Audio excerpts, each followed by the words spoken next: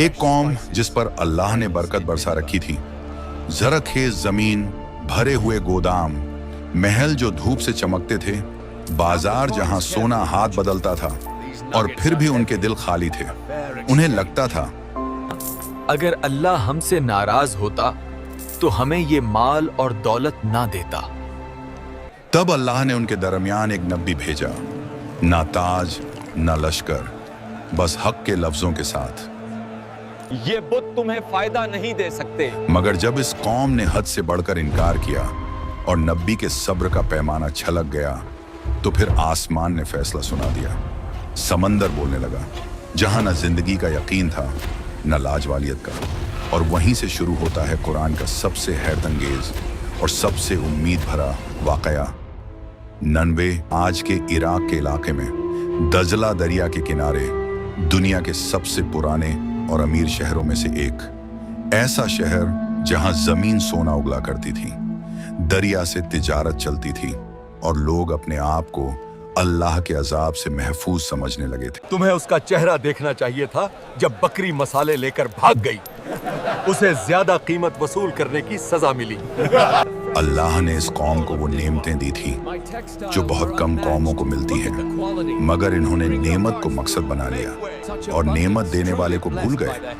ये वो कौम थी जो हजरत लूत अलैहिस्सलाम के बाद आई थी और वक्त के साथ फिर से गुरूर, नफ्स और दुनिया में डूब गई। कुरान के मुताबिक ये लोग शिर्क और गुमराही में मुब्तला हो चुके थे। अल्लाह को छोड़कर मखलूक से मदद मांगना, बुतों को ताकत का सरचश्मा समझना और कहना ये हमें अल्लाह के करीब करते हैं। वो बुजुर्ग अल्लाह के बहुत करीब थे। हम उनसे दुआएं इसलिए मांगते हैं ताकि वो हमारी दुआ अल्लाह तक पहुंचा दें। अल्लाह पाक ने सूरह यूनुस में साफ अल्फाज में बताया है, और यह अल्लाह के सिवा उन चीजों की इबादत करते हैं जो ना उन्हें नुकसान पहुंचा सकती हैं और ना फायदा। इसी शहर में अल्लाह अपने नबी को भेजता है। हजरत यूनुस अलैहिस्सलाम, आंखों में दर्द, आवाज में यकीन।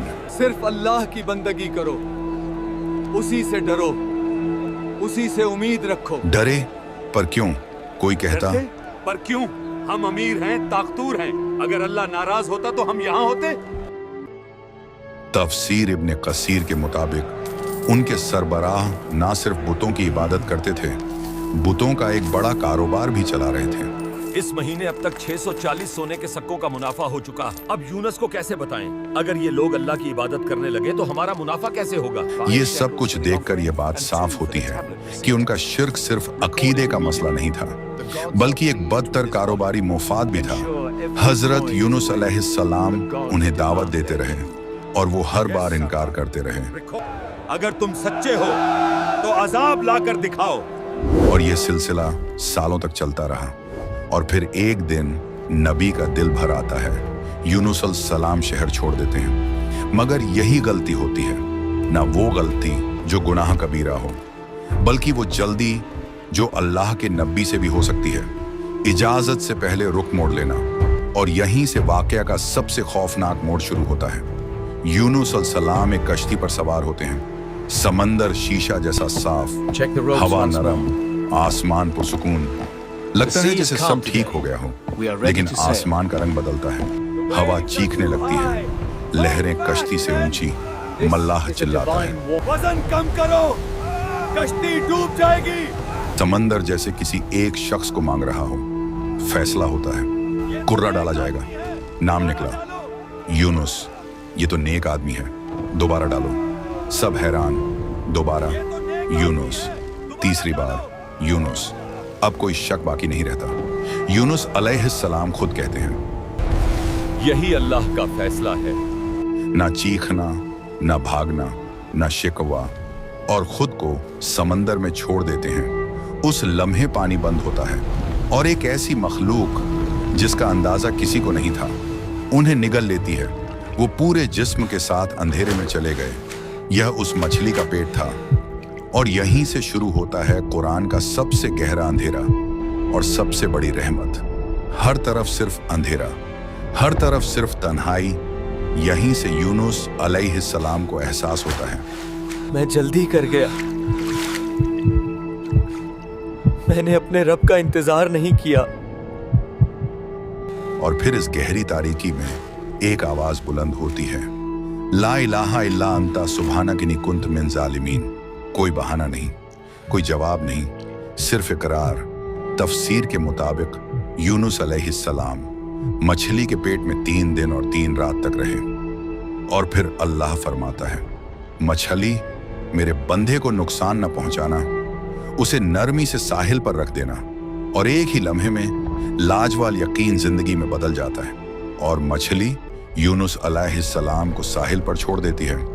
जिस्म कमजोर, जिल्द नाजुक, मगर सांस चल रही है। अल्लाह मैदान में एक दरख्त उगाता है और साया देता है, गजा देता है, शिफा देता है। जिस रब की जल्दी में नाफरमानी हुई वही रब सबसे पहले संभालता है। और दूसरी तरफ निनवा के लोग अब भी खुदगर्ज और नाफरमान थे। अल्लाह का फैसला उन पर आया, आसमान घिरा और बादल घने हो गए। हवा तेज, बिजली चमक रही थी। समंदर का पानी दरिया से बहकर शहर में आ गया। उन्हें समझ नहीं आ रहा था कि जो उनके लिए सिर्फ मजाक था अब वह हकीकत का तूफान बन चुका था। वह सब लोग शहर में जमा हो गए और हर शख्स, हर औरत, हर बच्चा रो रो कर अल्लाह से माफी मांगने लगा।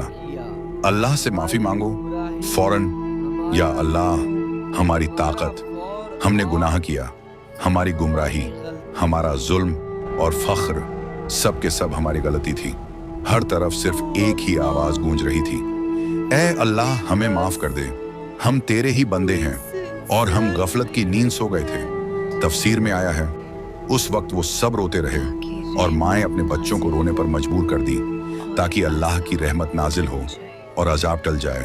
और फिर अल्लाह ने अपने बंदों के गुनाहों और तौबा को देखा और अजाब को वापस ले लिया। समंदर का पानी वापस चला गया, शहर बच गया, घर, खेत, बाजार सब अपनी जगह पर। और जो लोग रोकर दुआ करते रहे उन पर अल्लाह का फजल नाजिल हुआ। वो कौम अब सिर्फ अल्लाह का डर और इज्जत जानती थी। कुछ अरसे बाद जब यूनुस अलैहिस्सलाम तंदुरुस्त हुए तो वह कौम के पास वापस गए। वही कौम जो हंस रही थी आज रो रही होती है, तौबा कर चुकी होती है, अजाब टल चुका होता है। यह वो कौम है जिसे अल्लाह ने ईमान की वजह से बचा लिया। आज इस वाकया से हमें यह सबक मिलते हैं कि जिंदगी का समंदर कितना भी तूफानी हो, नौकरी डूब गई हो, रिश्ता टूट गया हो, ईमान कमजोर लगता हो, अगर हम भी अंधेरे में रोकर कह दें ला इलाहा इल्ला अंता सुब्हानक इन्नी कुंत मिन जालिमीन, तो याद रखना जिस रब ने अपने नबी को मछली के पेट में जिंदा रखा और फिर बचा लिया, हमें मुश्किल से निकालना उसके लिए जरा भी मुश्किल नहीं। मसला अंधेरों का नहीं, मसला यह है कि अंधेरे में हम किसको पुकारते हैं। अभी कमेंट्स में ला इलाहा इल्ला अंता सुब्हानक इन्नी कुंत मिन जालिमीन लिखें और अल्लाह का शुक्र अदा करें। वीडियो पसंद आई तो लाइक और सब्सक्राइब करें।